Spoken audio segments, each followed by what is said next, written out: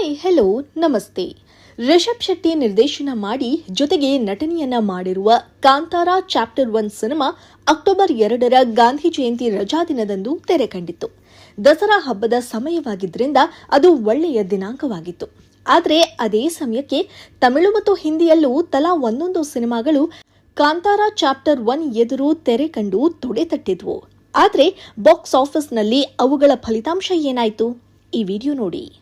Kantara chapter 1 cinema ತೆರೆಗೆ ಬರೋದಕ್ಕೂ ಮುನ್ನ ಧನುಷ್ ನಟಿಸಿ ನಿರ್ದೇಶನ ಮಾಡಿರುವ ಇಡ್ಲಿ ಕಡೈ ತೆರೆ ಕಂಡಿತ್ತು. ವಿಮರ್ಶಕರಿಂದ ಉತ್ತಮ ಪ್ರತಿಕ್ರಿಯೆಯನ್ನೇ ಪಡೆದುಕೊಂಡಿದ್ದ ಈ ಸಿನಿಮಾ ಬಾಕ್ಸ್ ಆಫೀಸ್ನಲ್ಲಿ ಮೋಡಿ ಮಾಡುವಲ್ಲಿ ವಿಫಲವಾಗಿದೆ. ಮೂಲಗಳ ಪ್ರಕಾರ ಈ ಚಿತ್ರದ ಬಜೆಟ್ 100 ಕೋಟಿ ರೂಪಾಯಿ ಎನ್ನಲಾಗಿದೆ. ಆದರೆ 8 ದಿನಗಳಿಗೆ ವಿಶ್ವಾದ್ಯಂತ ಈ ಸಿನಿಮಾ ಗಳಿಸಿರೋದು 50 ಚಿಲ್ಲರೆ ಕೋಟಿ ರೂಪಾಯಿ. ತೆಲುಗು ವರ್ಷನ್ಗೆ ಬರೀ 3 ಕೋಟಿ ರೂಪಾಯಿ ಮಾತ್ರ ಸಿಕ್ಕಿದೆ. ಹಾಕಿರುವ ಬಜೆಟ್ ಅನ್ನ ಈ ಸಿನಿಮಾ ರಿಕವರ್ ಮಾಡೋದು ಅನುಮಾನ ಎನ್ನಲಾಗಿದೆ. ಡಬ್ ಆಗಿರುವ ಕಾಂತಾರ ಚಾಪ್ಟರ್ 1 ಸಿನಿಮಾವೇ ತಮಿಳುನಾಡಿನಲ್ಲಿ 30 ಕೋಟಿಗೂ ಹೆಚ್ಚು ಗಳಿಸಿರೋದು ವಿಶೇಷ. ಬಾಲಿವುಡ್ ನಟ ವರುಣ್ ಧವನ್, ಜಾನ್ವಿ ಕಪೂರ್, ಸಾನಿಯಾ ಮಲ್ಹೋತ್ರಾ, ರೋಹಿತ್ ಸರಾಫ್ ಮುಂತಾದವರು ನಟಿಸಿದ್ದ ಸನಿ ಸಂಸ್ಕಾರಿ ಕಿ ತುಳಸಿ ಕುಮಾರಿ ಸಿನಿಮಾ ಅಕ್ಟೋಬರ್ 2ರಂದೇ ಕಾಂತಾರ ಚಾಪ್ಟರ್ 1 ಚಿತ್ರದ ಎದುರು ತೆರೆ ಕಂಡಿತ್ತು. ಸುಮಾರು 80 ಕೋಟಿ ರೂಪಾಯಿ ಬಜೆಟ್ನ ಈ ಸಿನಿಮಾ ಪ್ಯಾನ್ ಇಂಡಿಯಾ ಮಟ್ಟದಲ್ಲೇನೂ ತೆರೆ ಕಂಡಿರಲಿಲ್ಲ.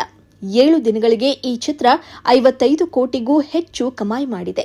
ಆದರೆ ಹಿಂದಿಗೆ ಡಬ್ ಆಗಿರುವ ಕಾಂತಾರ ಚಾಪ್ಟರ್ 1 ಸಿನಿಮಾ ಈಗಾಗಲೇ ಬಾಲಿವುಡ್ ಮಾರ್ಕೆಟ್ನಲ್ಲಿ 100 ಕೋಟಿ ರೂಪಾಯಿಗಳಿಗೂ ಹೆಚ್ಚು ಮೊತ್ತವನ್ನು ಬಾಚಿಕೊಂಡಿದೆ. ಅಲ್ಲದೆ ಕಾಂತಾರ ಚಾಪ್ಟರ್ 1 ಚಿತ್ರದ ವಿಶ್ವಾದ್ಯಂತ ಒಟ್ಟಾರೆಗಳಿಗೆ 450 ಕೋಟಿ ರೂಪಾಯಿ ದಾಟಿದೆ.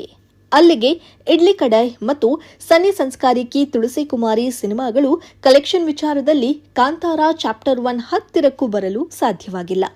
ರಿಷಬ್ ಶೆಟ್ಟಿ, ಗುಲ್ಶನ್ ದೇವಯ್ಯ, ಜಯರಾಮ್ ಮತ್ತು ರಾಕೇಶ್ ಪೂಜಾರಿ ನಟನೆಯ ಕಾಂತಾರ ಚಾಪ್ಟರ್ 1 ಚಿತ್ರವು 2ನೇ ವಾರಾಂತ್ಯದೊಳಗೆ 600 ಕೋಟಿ ರೂಪಾಯಿಗಳಿಗೂ ಅಧಿಕ ಮೊತ್ತವನ್ನು ಗಳಿಸುವುದರಲ್ಲಿ ಅನುಮಾನವೇ ಇಲ್ಲ ಎಂಬ ಮಾತುಗಳು ಬಾಕ್ಸ್ ಆಫೀಸ್ ಮೂಲಗಳಿಂದ ಕೇಳಿಬಂದಿವೆ.